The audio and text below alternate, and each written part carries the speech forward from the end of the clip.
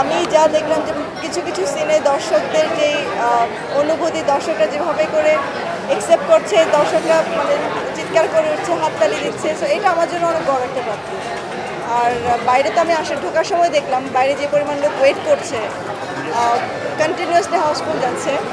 So ইনশাআল্লাহ আমরা অনেক দিন পর্যন্ত থাকবো। বাকিটা এখন আমি সবাইকে বলবো যে আপনারা যদি আমাদেরকে সহযোগিতা করেন, যে যারা হল থেকে সিনেমা হল থেকে ভিডিও করছেন তারা প্লিজ ভিডিও করবেন না, আবারও বলছি এটা আমাদের জন্য ক্ষতিকর।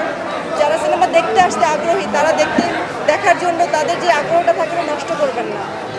আমি চাই সিনেমাটা সবাই সিনেমা হলে এসে দেবো, এটা সিনেমা হলে এসে দেখার মতো একটা সিনেমা। সো আমার সব হল মালিকদের কাছে একটু অনুরোধ থাকবে, আপনারা এতদিন আমার সাথে থেকেছেন, আপনাদের জন্য ছবিটা নিয়ে এসেছি আমি এখানে, তো আপনারা এবারের সাথে থাকুন।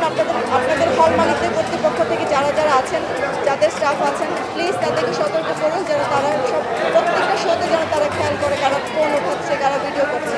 মানে এটা আমাদের জন্য অনেক কষ্টকর হয়ে যাচ্ছে যে আমরা প্রত্যেকটা জায়গায় যেয়ে যে আমাদের নিজস্ব লোক লাগিয়ে রেখে তারপর এটা করা।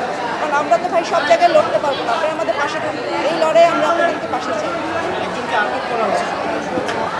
আটক করা হয়েছে, এখানে অনেক কিছু আছে যে হল মালিক আটক করেছেন, বাট এলাকার লোকজন এসে বলছে ছেড়ে দেওয়ার জন্য।